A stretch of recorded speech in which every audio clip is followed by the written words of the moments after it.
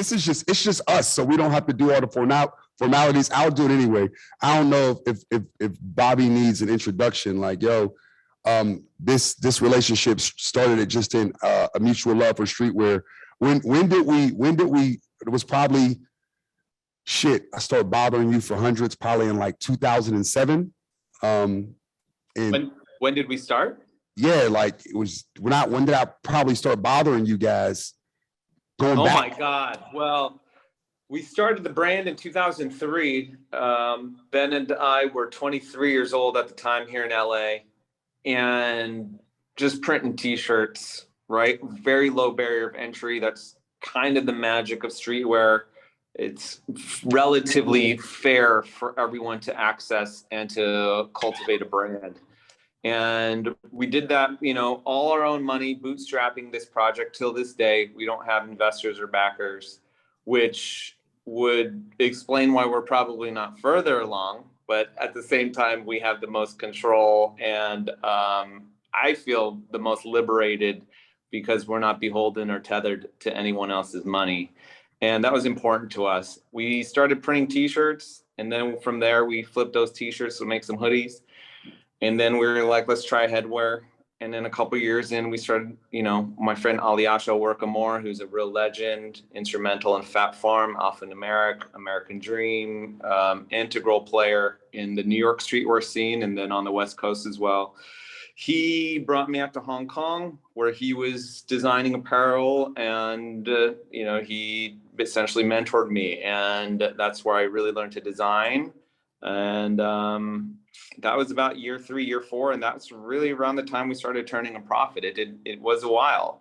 That Bomb character that everyone associates with the hundreds, he's known as Atom Bomb. I didn't draw him for 3 years, 4 years. People think that we had him from the beginning. We didn't. We didn't have a logo in the beginning.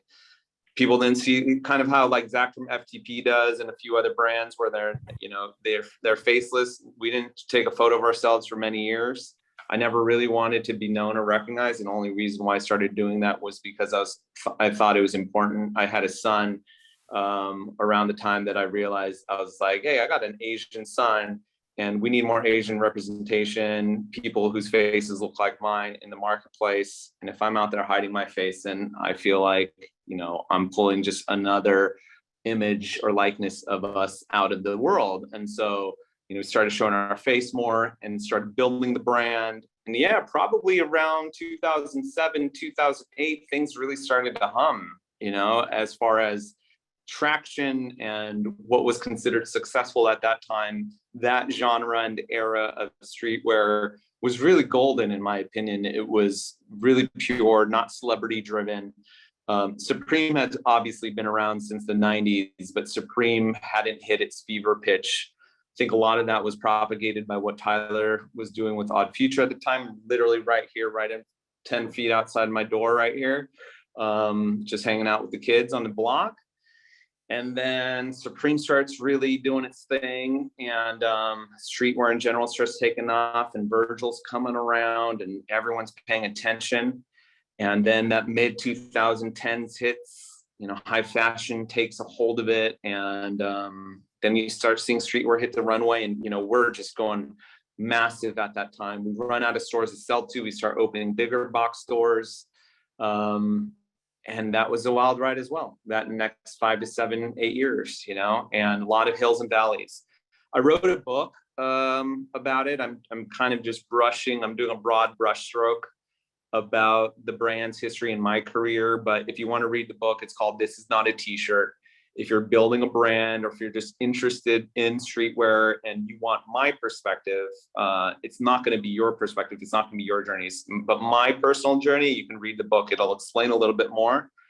And then we're here now. About a year and a half ago, I started learning about NFTs. And that's what we're here to talk about, And I think the interesting space is how you were able to pivot. And I think we spent like an hour talking about that. Like it's in life, you meaningfully have to continue to grow and build and learn. And I think in the NFT space, in the crypto space, and even in our current space, like all these walls are coming down, right? And there aren't like the market, the community, and of all things that are really isn't anymore, right? There isn't any like boundaries up anymore.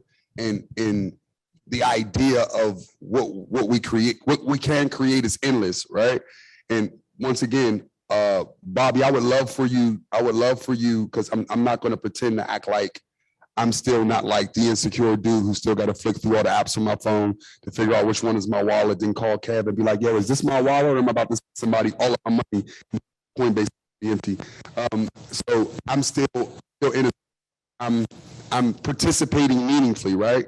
But honestly, don't really know what the fuck I'm doing. I'm in it. I'm in it though, like real money and like buying things that I'm really excited about, all while still clicking on the three-way, asking some like, yo, is this the copy? Is this the number right here? You sure? Because if I send this to this dude, I don't want to be the dude on Twitter meme saying we got James's Coinbase and ha ha ha, right? Bobby, please, please talk to me about some of the how the language translates, like because we're talking. Yeah, you go. Yeah, James, as you know, I have a lot of sympathy and empathy with you.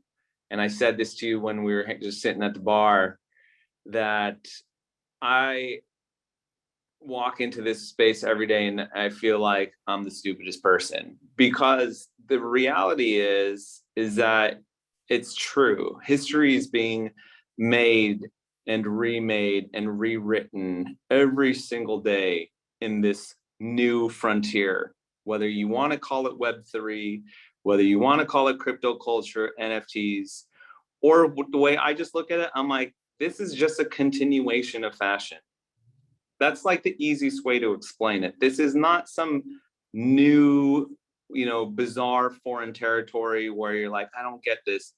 If you come from streetwear, you understand this. This was built off the back of streetwear. This was built off of our game. All of the biggest founders and the biggest projects in this space, I'm close to them. And when I talk to them behind the scenes, you know what they say? They're like, oh, we were just modeling ourselves after what you guys have done. And when you're saying you guys, you're talking about our community, this community in here, and the way that we've built this game, and the lineups, and the attention to product, and the way that we configured design and brand management, telling stories, personal narratives through brand profiles. Like, these are things that streetwear and sneaker culture and fashion invented and really cultivated over generations. Not just Supreme or Palace or Ape, not just the Hundreds and A-Life and Crooks and Castles, like even your generation, like you're all a part of having written the rules that now NFTs play by. The technology is a little bit different and it's a little bit daunting. I understand there's some scary and foreign elements to it. But once you get past a lot of that understanding and you learn the very basics, you'll start grasping a little bit more beyond it. But I think it's important for everyone to understand that nobody really quite understands this space 100% yet. I think that's actually part of the appeal. Like I said, I wake up every morning and I am entirely unconvinced. I'm probably the biggest skeptic of Web3 and crypto. I'm probably the biggest doubter and the hater of NFTs. We make a shirt right now that says NFTs are a scam. I don't know if any of you have seen it. We wear that to the conventions. I wear it front and center at all the conferences because I'm the one out there pushing all the buttons, asking all the hard questions and challenging, because there are a lot of soft and blurry and out of focus parts of this space. There's a lot of elements about this idea of the metaverse that honestly doesn't make a lot of sense to me. And in practicality, behind closed doors, the people who are even working on it are like, this is kind of bullshit. And I'm like, I know some parts of it, not all of it. There's a lot of crypto culture that's the same way. When people are like, yo, this is a scam, this is gambling, this is a Ponzi scheme. I'm like, parts of this really are. When they're like, oh, it's just hackers that are going to come in and steal a bunch of money. I'm like, parts of this really are. Like, that's a real thing. You can get robbed out there, but it's the same anywhere else on the internet. When they talk about how unsafe crypto and NFTs and Web3 is, I'm like, just think about what Web2 looks like. The amount of passwords I had to enter, even to enter, open up my phone today and get onto the internet, is ridiculous. At any moment, there is probably 40 spam emails coming into some kind of spam inbox trying to steal money from me. We've gotten really numb and accustomed to it because it's become a part of our ordinary, regular life. But you don't realize the level of security detail until that you have to bypass in order just to live every day right now. Web3 is no stranger to that. Web3 is a little bit more vulnerable because there's a lot of holes in the code. You know, we're still building this thing in real time. The best way to understand it is that we're building this car while it's moving. And so while it's thrilling to do that, for someone like me, I'm really enthusiastic and passionate about it because every day is an adventure. The car might fall apart, might fly off the side of the cliff.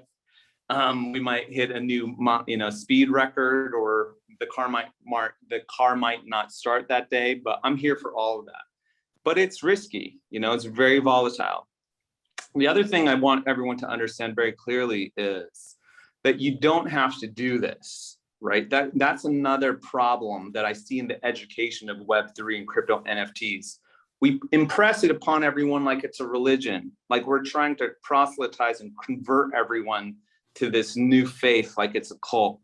Don't FOMO into this. That's probably the most dangerous thing you can do. Even when people are flipping NFTs, one of the major golden rules is you never FOMO jump into a rush. When everyone's like hopping onto a bandwagon, you got to be the most careful. That's when your bags will get got, right? And we know this already coming from fashion and streetwear. We understand this with trends. Most of the time, by the time you catch onto a trend, you're actually late. You think that you're early, you think, oh, I got the inside word, but by the time it's reached you, the runway on it has shrunk. There's actually only a very short window of time. That trend started a long time ago, right?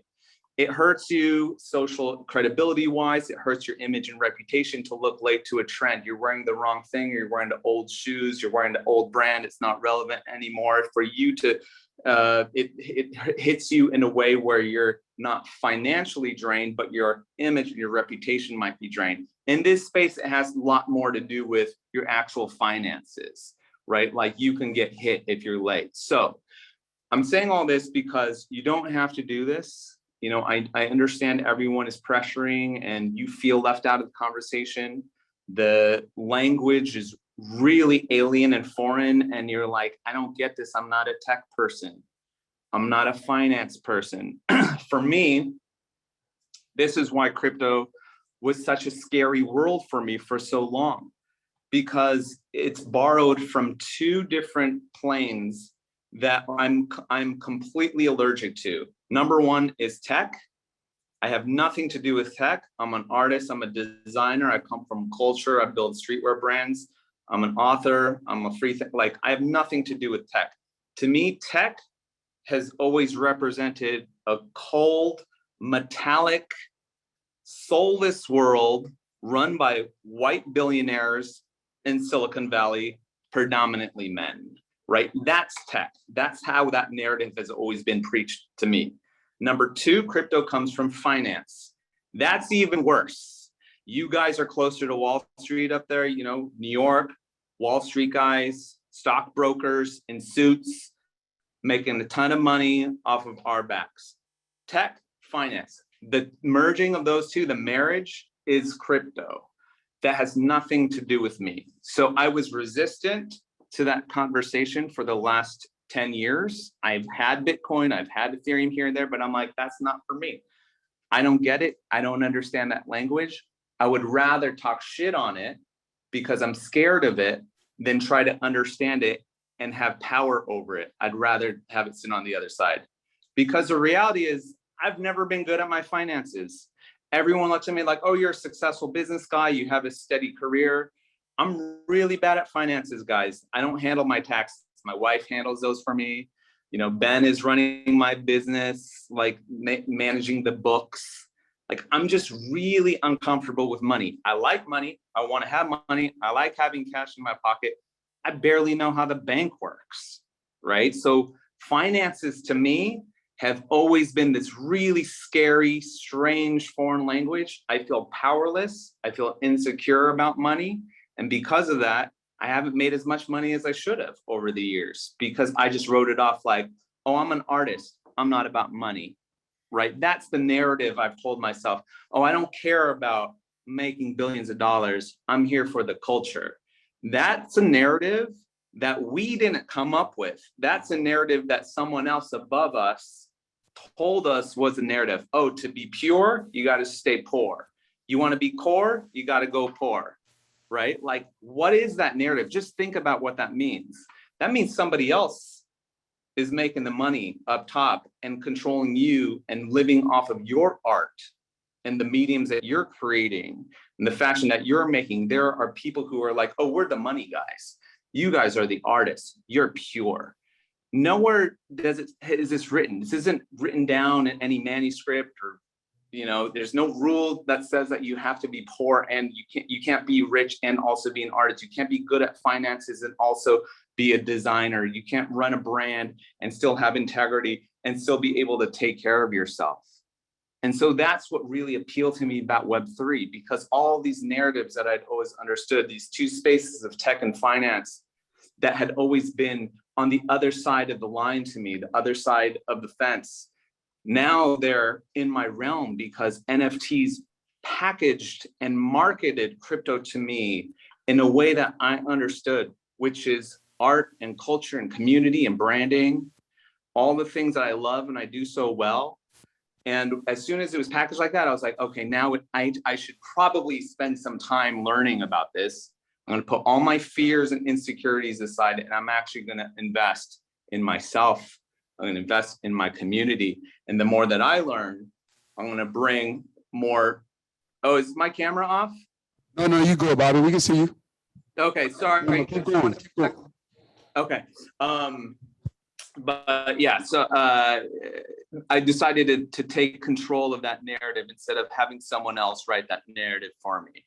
And so that's really all it is. Web3 is an opportunity for us to have a piece of this pie, like to have a piece of this conversation, to be involved in the money and the creation the money that comes with the art that we make, where so much of it for so long was going to only a specific group of people, right? And so that's what really Web3 represents to me. So to finish that point, I know I'm really long-winded.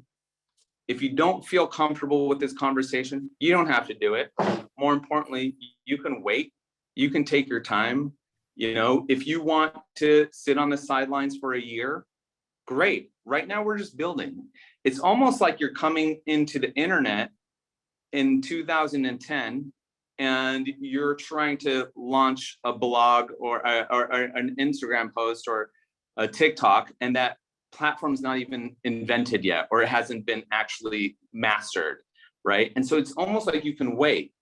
And not only that, we know a lot of people. I'm sure you all have friends or family members who never even participated in Web 2, which is the social media chapter of the internet. I'm sure many people in your lives have never even signed on to Twitter, don't have a TikTok, aren't on Be Real, don't have an Instagram profile, and are perfectly fine. Not only are they fine, they're probably quite happy. And they're at peace with that decision in their lives, and they're okay with it. The same thing here. If this doesn't speak to you, if anything that I'm saying isn't making you just a little bit curious, you're not just a little bit inspired, maybe it's not for you. You can wait. You can take a year. You can take 5 years. You can also just never do this. You're going to be just fine. So don't come into this space because you're feeling FOMO. Don't come in because you're feeling left behind. Definitely don't come in thinking I'm going to make $1 zillion or this is some kind of marketing gimmick for what I'm doing. It's not. This is a revolutionary piece of technology. We're building the definition together as a community in real time. If you choose to contribute, if you're choosing to offer your thoughts and your perspective on it, that is going to go in the history books. Your fingerprint is going to be on this. In 10 to 15 years, if some of you have children, or if you have children now, when they grow up, you're going to be able to say, I was there and I had input on what that definition was over time, right? So we're all making history together. How's that? No, that's really good because you gave a lot more. You're probably the easiest person to talk to about this because remember, like, I don't even know some of the terminology. So I was going to even ask you to explain Web 2 and Web 3, but you've done it already. And I think uh, everybody, we good on, oh, you fixed the echo. But the conversation is going, I think, incredibly well. And I think my goal here with Web3 is I hope y'all understand it.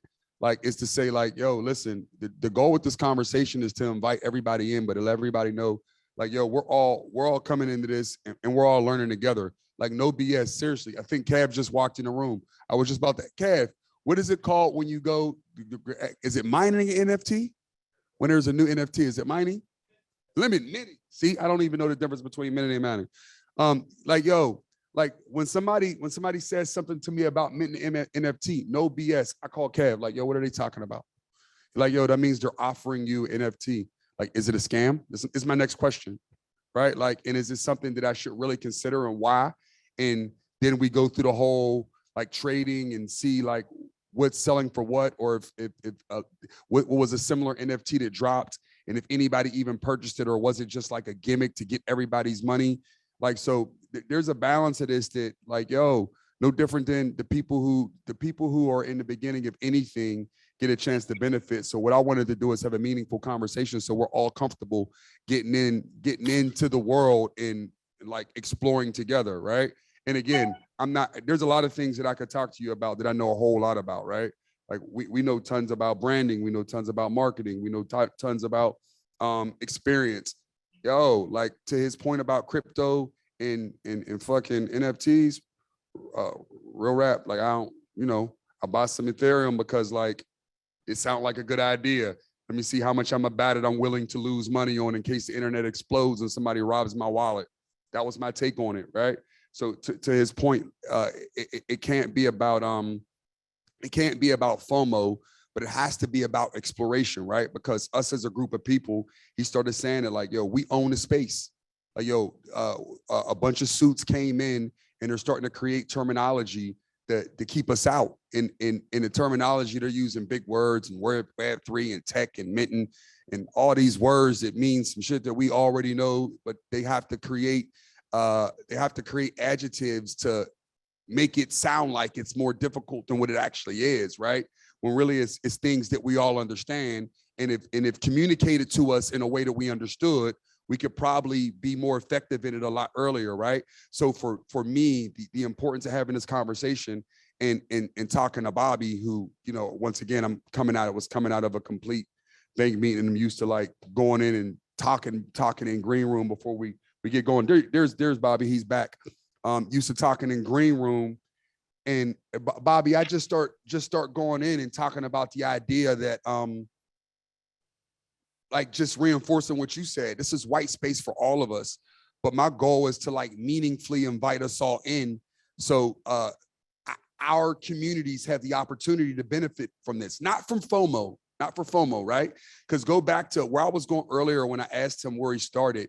There was something people ask me now, like, yo, I want to open up a store. How'd you do it? I'm like, yo, first and foremost, it was like fucking 20 years ago, right? And in the marketplace for doing what we were doing looked very different 20 years ago than it does now, and it's much more mature, right?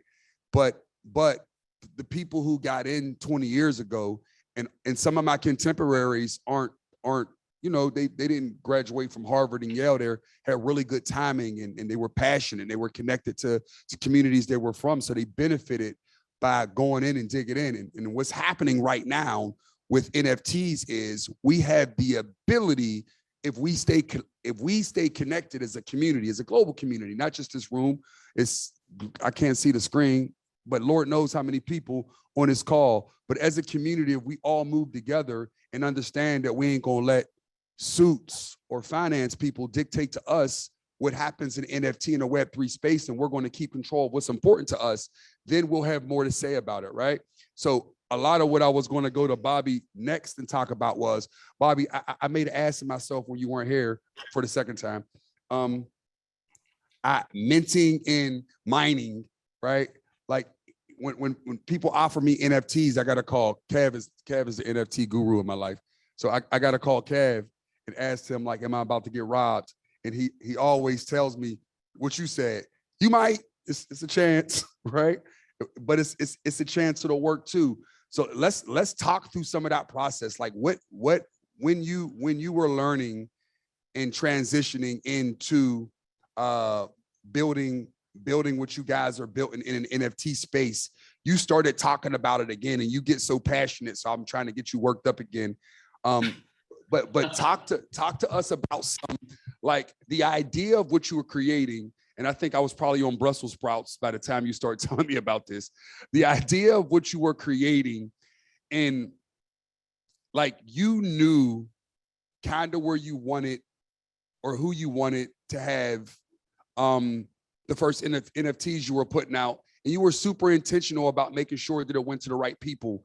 And you talked to me a lot about, and you just said it to everybody, like, yo, we can't allow people from outside of our culture to dictate this world to us. Talk to me some first about the process of starting, right? Second, the process of building a community and how you've helped that community take ownership of what you're building with hundreds on the NFT side. Yeah.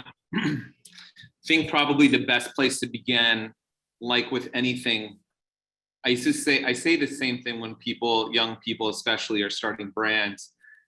They come to me, they want to start a clothing company, they want to emulate what we did or some of our competitors or other brands or designers in the space have done. And the first question you need to ask yourself is why? What is it that you're trying to accomplish? And it's not that you have to hold fast to whatever that is. That can change over time. But if your intention to build a streetwear brand, or if your intention to come into NFTs is just motivated by, I want to make a lot of money, I just want to make a lot of money, or I feel like I'm missing out on everyone else's success and I want that success for myself, that's going to be very short-lived. You actually might be able to gain it. It's going to be harder. It's going to be a lot more challenging of a path. It's going to be a thinner experience, and you're just not going to last very long. You're not going to have very much fun doing it. I always encourage people in that sense to follow whatever it is that's inspiring them. And there's very few people, and whenever I say that, I understand that there's actually very few people in life, in this world, probably not even you. There's probably only a few people in the room right now who have a genuine understanding of what their inspiration, what their passion is.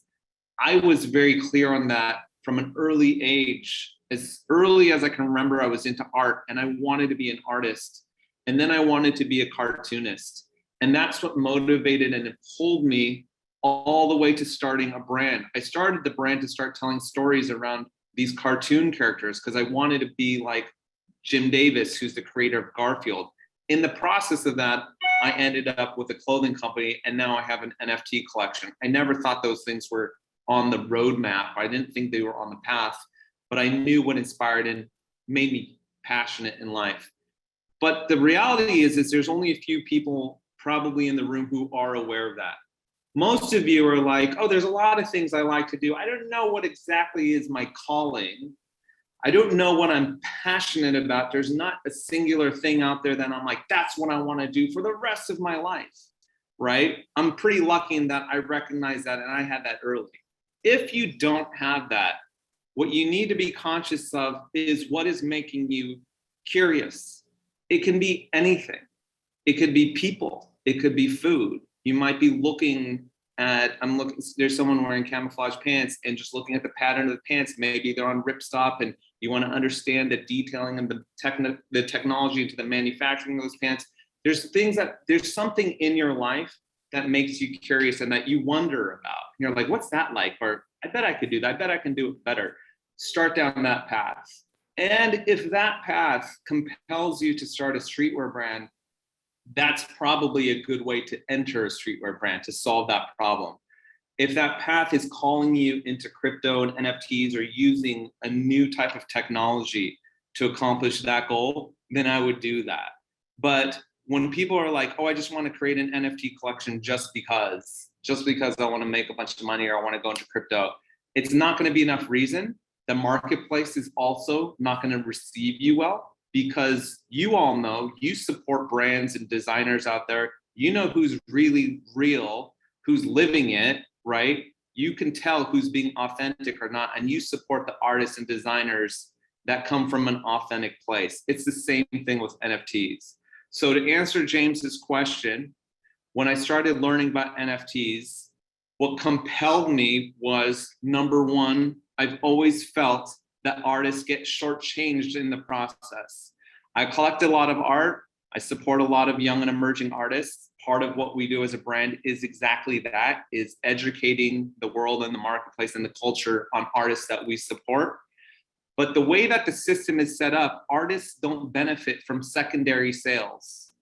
Okay, so just so if you aren't aware of how this works, in the traditional gallery space, when you go to an art show, the art, let's say there's the photo behind you, the gallery owner will take a certain percentage of that sale. Let's say it's 50%. If you have a $500, let's say it's a $1,000 photograph you're selling, the gallery will take $500 and you take $500 if there's a buyer. Now, if that photograph, if your career starts doing better, your photograph actually is accruing value, right? It's actually getting more expensive out in the marketplace. There's more demand for it. Hey, I want one of those. How do I get one? Well, you can buy mine for $2,000. The collector is actually making the profit. The buyer, the artists themselves never actually benefits from the secondary marketplace. And this continues on forever, right? And so a lot of artists kind of get screwed. You know who makes the money in the process? The flippers, the collectors, the traders, the gallerists, the auctioneers, the auction houses.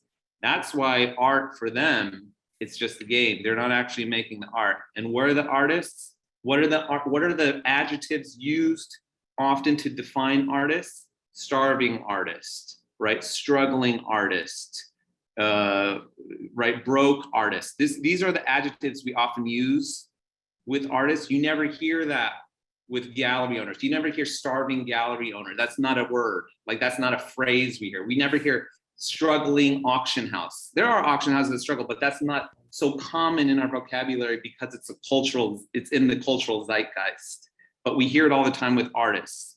That is a power structure that has been intended and built that way for a reason, right? And it's made certain people money, and we know who those people are, and it's kept the artists and the creators down here.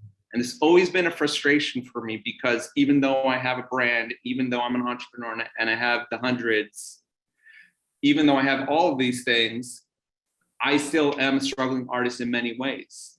I've been trying to get my photography seen and visible out in the marketplace for years, and there's no gallery to receive it. I go to a publishing house and I try to get my photography printed in books and sell books against photography. And you know, every time what the galleries and the publishers tell me is nobody wants to buy photos. And you know why not? They say, put them where everyone else puts photos. You put them on Instagram, you give it out for free. The content should be democratized, because that's a narrative that guys like Mark Zuckerberg and any tech founder have been telling us and have been benefiting from for the last 10 to 12 years. So these tech companies are making money off of all the content that you're making. You go up on Instagram every day and you think it's harmless. I'm just posting a photo of me and my friends. That's actually content that they sell to advertisers, and they make advertising revenue off of. That's how all tech companies, most tech companies, are stacked on top of advertising dollars against your content, your art. You might not even think of it as art, but it's art. It's your work and your creation. And so Web3 comes along, and NFTs are just one way, one path to where artists can actually make the money from the start, from their creation, and also benefit from the secondary marketplace. That's what compels me to walk into Web3 and NFTs. The other thing that spoke to me, I've always thought it was weird when consumers support and wear brands and don't get paid for it. Like, just think about that. You're a walking billboard for whatever logo you're wearing right now. And I can pretty much guarantee you, unless it's your friend's shirt that you're wearing, the person who made it doesn't care about you. And you're out there promoting them, and they're getting bigger. And I can say this as a brand and a business owner, this has been weighing on my conscience for the last 10 to 20 years, watching my community come in and consume, but not sharing in any of the upside of the brand's success and the brand's notoriety. If you're out there promoting a picture of Atom Bomb, it shouldn't only be benefiting me and my business in the long run. You should somehow also be involved in whatever the upside or the downside of that could be.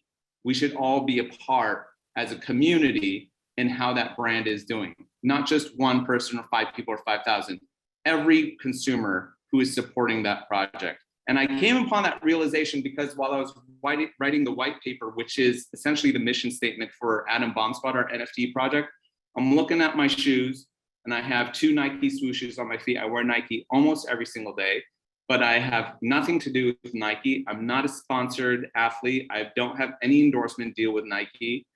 And I'm constantly out there and I'm an influencer. And I'm not an influencer in the way that you would think of like a TikTok Gen Z influencer. Every single one of you in the room is an influencer. Even if you're not on, even if you have 5 followers on social media, you're influencing those 5. Even if you're not on social, you go to school, you go to work every day, and people look at you and they admire the way that you dress.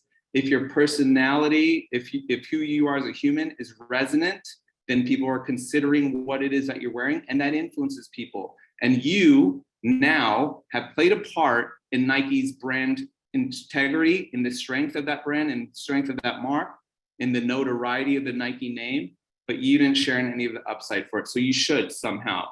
I saw those 2 things, artists not getting paid, brands not being shared with the community, as problems in my life that I've always wrestled with. And then NFTs and Web3 and crypto comes along, and I'm like, here's a way that we may be able to start reconciling some of these discrepancies between this exchange of the owners and the purveyors and the consumers and the customers. We shouldn't have a hierarchy or a system in place where one is above the other. We should actually all be working together. So that's what drove me, and that's what brought me into the space, and we're working on that and fleshing out what that means and providing utility. So as people collect our NFTs, right now, if we use your bomb anywhere on our clothes, we give you royalties in the form of store credit or gift cards. We just start giving you money. I'm not giving you hard cash yet because that's a whole different conversation that has to do with regulations. But we start giving you store credit. If you're a customer already, like you start getting clothes for free. We start sending you things for free because you were a part in that brand being more notable in the marketplace. Right? And so what is it in your life that you're seeing that is a problem? Maybe it's a representation thing. That's a big movement right now for different genders, for different races, for different backgrounds. And they're saying, hey, there's not enough people like me in the space. So my motivation is to come in and put on for my people. There's a Korean American rapper out here named Dumbfounded. He launched a project last week called Neighborhoods. His entire mission with it was to put on for Koreatown in Los Angeles because it was unfairly being represented. He feels like the resources aren't flowing. So his project is meant to push a lot of energy that way. I did a podcast this week with a woman, her name is Paula Caroso. She's a disabled activist. Her project is intended to shine more light on the disabled community and raise more awareness for inclusivity, and push a lot more funds towards different organizations that are supporting artists in those arenas, right? On the same podcast, we had my friend Willie. He has a farm up in Northern California that he's putting together. It's all about carbon offsets because he is heightened and sensitive to environmental awareness and climate crisis. And so this NFT project, which has always been positioned as being harmful to the ecosystem and to the environment, his project is all about highlighting resources to where we can actually combat climate crisis as well as food inequality. So those are his 2 legs that he's standing on. So there's many reasons why you should and you can, but what is it for you that interests you? And maybe it's as simple as you're an artist and you just want to get your work seen, which for most artists, that's all it is. And that's perfectly fine. You just want to get your work visible. and you want to use this as a way to do it, and you want to use this as a way to organize a community, NFTs are probably the most convenient way to do it at this point in time. Good answer, bro. I think just being respectful of everybody's time, and I'm seeing all questions flying in the chat. I want to make sure that people get questions. Anybody in the room got questions? Zach, on the other side, team, how are we handling questions coming in? We're doing questions in the room first, and if we have time, we'll do questions in the Zoom. All right, so let's start in the room. Anybody in the room got any questions as we go? I see a lot of heads nodding. You don't have to be shy, and I swear I ain't gonna put nobody on spot. But hold on. Let me give you the mic, bro. Yo, first off, thank you guys so much for doing this. And you guys kind of touched on it a little bit, but I'd love to hear a little bit more on what you guys kind of did on the back end about what you guys have been doing here at Social, but also what Bobby did with almost like making sure that the NFTs or the product get into the right person's hand. And we can see that in sneakers and everything else with bots and everything else. So I'm in software, I'm in web, and I just wanted to kind of throw that out there. I think I'll go first because it's easy for us. I love what Bobby said about like repping brands and repping people. For us, it's just creating meaningful space for us to build, right? Like yo, it's one thing to build the brand. Like we're just starting to get into a space where we're gonna say like, hey, rep our set this way, mean our brand this way, right?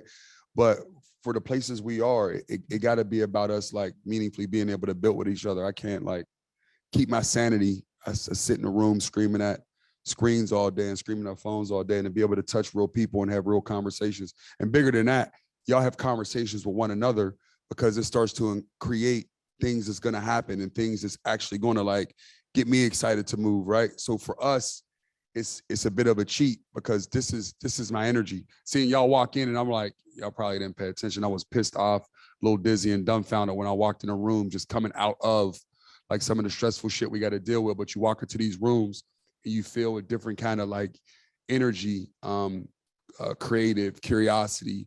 And it's just feels really warm and safe, right? And it gives you a space where you could come like kind of feel home. And, you know, sometimes I walk in their rooms and like candidly, I was in a room with like a bunch of banks telling them like, yo, y'all gotta fucking lend money to people who need it, not just people who got it, right? And like you thrown off, and then you come into the room with Bobby, and I'm literally like, you know, I'm usually like do green room and all these things so I can get my composure, but I was still pissed off from the last conversation, right? But immediately when like Bobby said, oh, he said something about the AV, and it kind of laughed. And then you kind of take in the moment of where you are, that you like, yo, I'm safe. I'm in a space where I can fuck up. I'm in a space where I can learn. I'm in a space where people got my back. So for us, investing in experiences is our way of meaning. And I'll even go a step further. Like just the idea of what it even means to transact anymore, for me, changes, right? The transaction is the transaction of ideas and of thoughts. The consumption part is the part that meaningfully allows us to build these spaces. So we need them, right? To Bobby's point, I think that the thing that makes NFT so special, and my reason for probing him, like don't think, normally with free game is like things that I understand. So it's easy, like James is talking free game. This one, I don't know shit, nothing. Literally, Cav is making sure I don't get robbed at every transaction, right? But I think the win is what Bobby said, like, yo, with NFTs, it's a meaningful opportunity for us to all potentially win together when it's safe. And honestly, like, yo, load the deck, right? Like if we're local, no different than if a collaboration shoe launched at this point. I'm not like cheating if I tell anybody, like, yo, if you're local, you probably gonna get one of our shoes. It's designed that way. Right? Like we want the people who fuck with us every day to meaningfully have our shit. Like that's how this works, right? Like this works. Y'all support us. So we got to make sure y'all get the love first. I don't care what you choose to do with the product. We're going to make sure you get it because y'all are here to support us every day, right? So for me, the NFT space is the same way, right? It's how can we create something that can grow infinitely, right? And something that we have a little bit more control over. And if we get meaningfully organized as a community, we can run up to score on some shit that's out and keep it as ours. Does that make sense? Bobby, sorry for going long on that one. You're doing a great job. I'm reading through some of the questions. I apologize. I didn't even realize they were all coming in so fast. I'm going to try to answer some of them. There was someone was asking, it was Carrie. I don't know if Carrie's in the room, but Carrie said, is the idea of owning NFTs to flip your money, or is it to collect art, wherever the tokens attached to you down the line? But for now, the point being, besides boosting ETH value, cloud and flipping, like I guess it's more, what is the intention of NFTs? And the way that NFTs are understood and marketed today, I want everyone to remember, everyone's thinking of a Bored Ape, you know, a funny JPEG cartoon of a monkey, animal, some kind of cartoon creature. That's what's mediated right now. That's mainly what's in the headlines, but that's really not the entirety of what NFTs are. And it really shortchanges the blockchain technology. There's a lot of capabilities. The reality is, in the very near future, there are multiple companies and innovators right now that are making, like, this is an NFT. So anything that can be minted on the blockchain, meaning that it's recorded in a contract on the blockchain that says that it exists, and you know, you can see a holder history of the provenance, meaning who owned this and how much it was bought for, and a recording of that, essentially like a receipt process.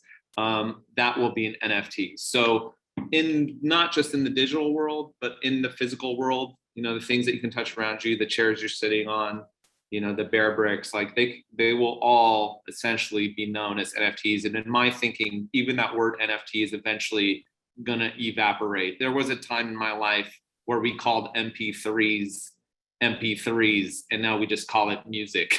Like, we had to go through this uncomfortable, awkward transition of labeling it a specific thing in order for people to grasp it. But in reality, it's all the same, which is why I keep saying at the end of the day, it's just all fashion, and NFTs are fashion to me. I say that it's a little bit complicated. I say it because fashion is really, at the end of the day, it's identity, and it's about self-expression. And if you go all the way back to the beginning of fashion history and what it was, fashion was never actually the garments. It was a point in time when technology, right? This is another thing when people talk about fashion technology, there's a kind of like distant cousins. They're not. They're actually one and the same. Fashion is a technology.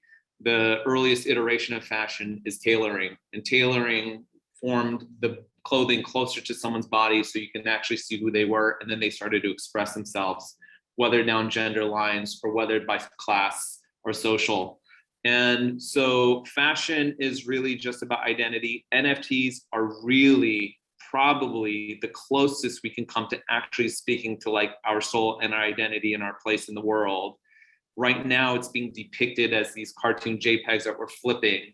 And to answer Carrie's question, there's many different definitions. If you were to ask me what NFTs are, I'll give you the explanation I just did. If you ask a stockbroker or some kind of crypto trader or a day trader, they're going to talk about it like it's a stock, like it's a day trading asset that you're flipping around and you're making quick returns on. You can look at it like that. There are people in the art world who look at NFTs as blue chip art if they're expensive, because if you think about the mechanics of how the art world works, it's actually very close to how the NFT marketplace works. A lot of the same players are involved. A lot of the artists are involved. We all know Murakami is doing a project right now, right? So it's a lot of the same guys and men and women are in the space doing the same type of game. The only difference is it's accelerated because of the technology. In order to make a sale in real life, you do a gallery show, right? There's a transaction, you buy the piece, you bring it home, you hang it on your wall, and then one day you might want to sell it because the value's up. You go to an auction house or you sell it on a marketplace, and then it's a very slow transaction. What the technology does is just expedites it. Same thing that happened with StockX and Go and all the sneaker flipping apps. If you all have been in the game for a minute, you remember the time before apps, it was a slower transaction. Before stores like Round Two, before other secondary retail stores existed, when I was getting to the game, we didn't even really do resale. We wanted to hold and wear our shoes. That's how we proved that they were valuable. That's how we showed people that we were rich, because I'm wearing $500 sneakers on me right now, and I don't care.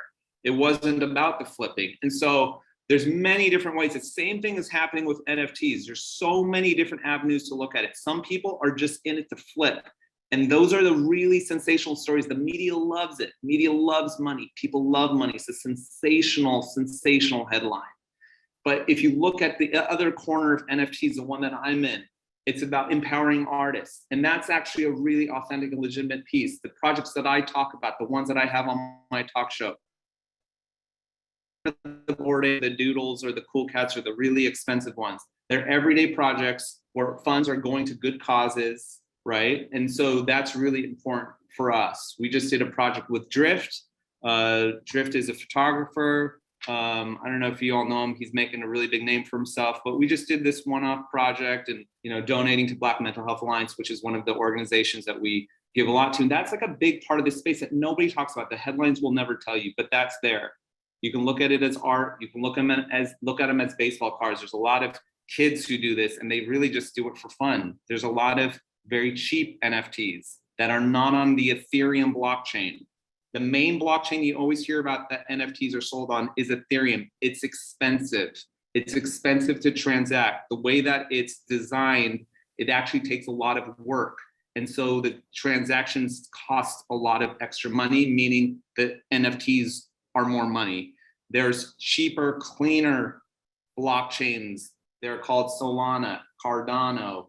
There's Vive, the one that Disney uses, the ones that the bigger institutions use, like Polygon. They're free. The NFTs are cheap. They can be $30, they can be $10, and you're just trading them like fun baseball cards. And like that's something fun and a good hobby for people to do to support artists as well. So there's many different ways to do that. Let's see if there's like another quick question. I think Carrie has a lot of good questions. She said, I'm assuming it's a she. So they said, my first question is if the idea of NFTs and their digital art forms are to create perpetual revenue for the artists, why are the Discord owners and the new companies incentivizing the NFT owners to hold and not sell them, thus not generating any smart contracts or revenue for the artists? How is that not counterproductive? It's a really good question. What is the purpose of holding NFTs? It's the same purpose of what you would think it would be the same in the streetwear, in the sneaker market, same in the art market. The longer you hold something, the less transactions there are of that piece in the marketplace. It increases demand because there's less supply, right? We all know the age-old economic model of supply and demand. If there's no supply out there, meaning you can't find this on the secondary marketplace, the few that end up on there are going to be invaluable, right? And over time, you get the price up to a certain number to where it's so much that people will be making a lot of money by eventually selling it. And so that's the purpose of why you would hold. And if we can get the value up, in theory, it makes the collectors a lot of money by the time they do sell. And then that trickles down on the secondary sale to the original creators, so they make more money as well. But that's the purpose of holding, is to hold back supply and increase demand, just like the sneaker game, just like streetwear and whatnot. I have time for one more question, James. Is there anything? One more question live. And again, Bobby, thank you for taking the time. Thank you for taking the time to join us, and thank you for taking the time to educate and can just continue to be a homie. So shit, I can learn, yo. I just wanted to make sure I said that. Give you some flowers before we get the last question. And hold on for 1 second.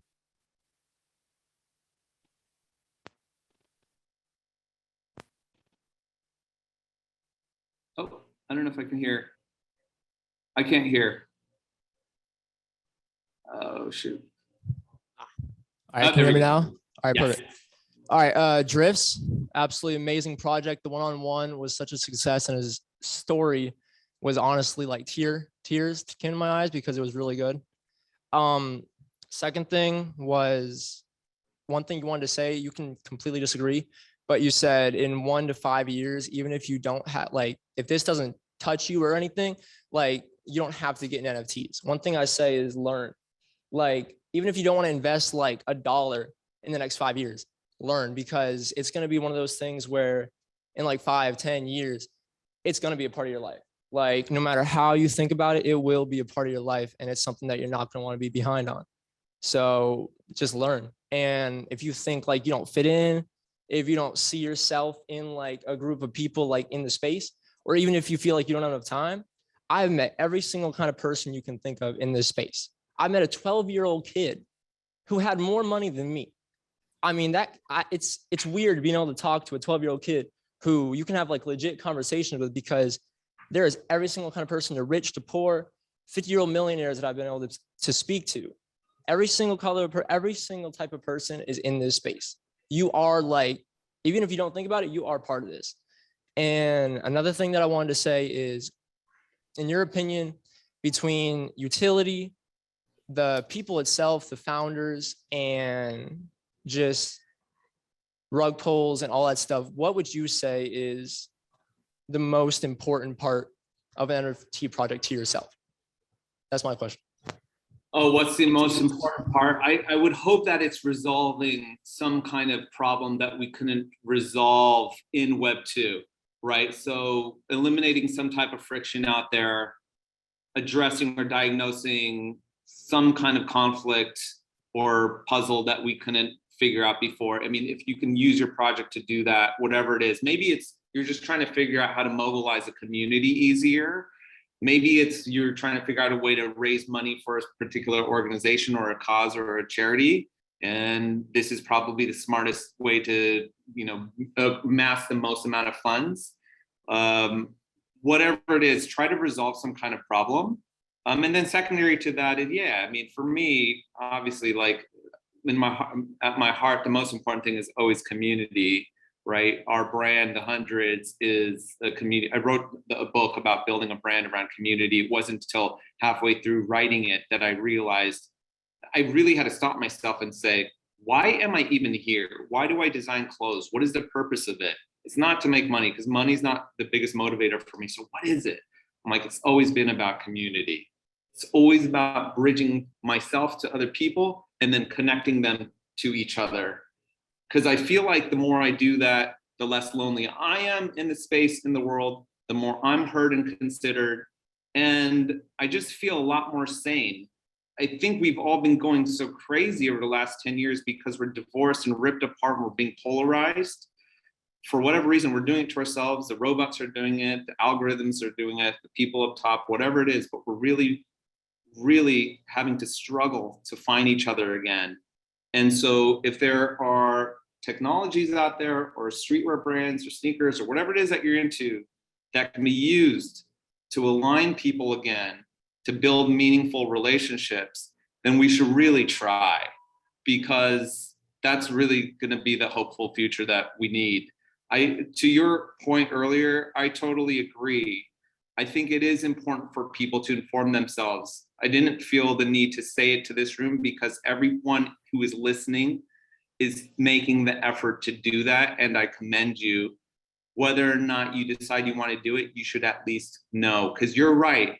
You are going to be affected by what's happening. You can stay off of Twitter, but Elon Musk taking over Twitter is going to affect your life, right? We're seeing some of that today. If you're on Twitter today and just seeing the way that the narrative he's starting to put out there. So you will be affected by it. So you should at least be aware. But if you don't feel like it's for you and you don't want to do it, you don't have to do anything, right? Like, you really don't, but you will be affected by it. I agree. Thanks, James. I mean, what a great. No, I think there was no way for me to really explain it. I think we talked about it. I was like, hey, Bobby, let's just start having conversations about this. And I don't honestly know how to start. And usually I don't understand how to start. It's just taking action, right? And again, I think for me, it continues to be valuable. And this is the ultimate level of vulnerability for me, because I'll say again, I'm meaningfully learning as well. because I think the thing that I understand is this thing is definitely going to affect all of our life in a meaningful way. And anything that is going to affect me, I want to understand, and I would love for us to understand together. And I would love for us to be able to learn and benefit together, and just leverage our core strength to be able to take a meaningful position in the things that are going to leverage us to be successful, if that makes sense. It was a big ass statement. So simply put, we should be able to beat them to the punch if we own our voice and we own we own being together, right? Like yo, to his point, like just like art, if one of the best artists drops NFT, we know what that is. But if one of you drop an NFT, we have the power to we have the collective power to make it meaningful within our community, right? So we got to support each other, and we got to understand ways to do it. Bobby? Yes, one last thing I was going to say. I really appreciate everyone's time and patience in listening to me.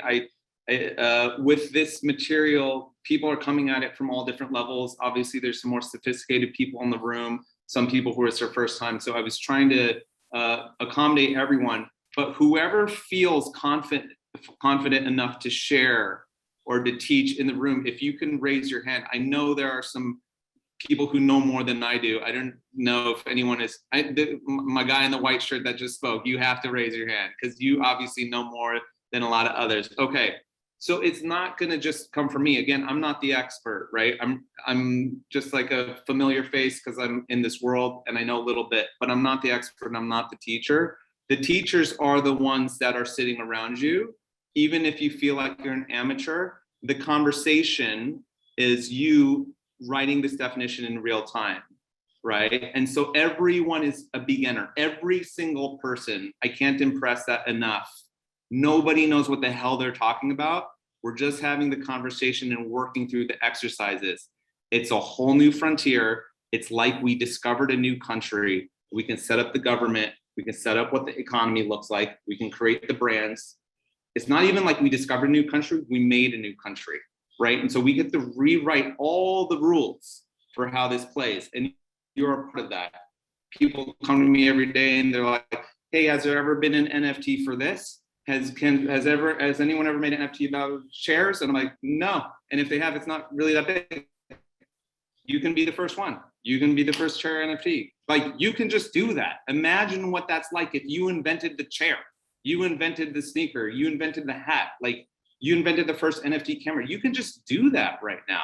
The opportunities are boundless. So the teachers are the ones that are around you. You're a teacher, you're a student, you're both. You're the and, right? It's not one or the other, you're both. So work together. You know, there's a few characters in the room that it seemed like could kind of know. Ask them questions if you're curious. Do not feel stupid. We're all stupid when it comes to this stuff. It's like, it's amazing what's happening right now. Bobby, we're gonna invite you back soon, so make some time for it. Everybody, I guess it's cheesy for me to say, but again, thank y'all for allowing me to come in spun. And I love doing this shit. I'm excited to be back in space. Y'all know free game is usually every last Thursday of every month. Had to make an exception and move it up a day. But we'll be back again next month. And hopefully we're gonna drill in some to NFTs and Discord. Our man Professor Kev around here is the resident NFT dude in my life, but I would love to learn from all of you guys. Anybody who has information, I'm willing to take it. Hit me, please. Bobby, again, thank you. And I'll see everybody again next month. Love you guys. Thank you. I love you more, bro. Thank you. Yeah.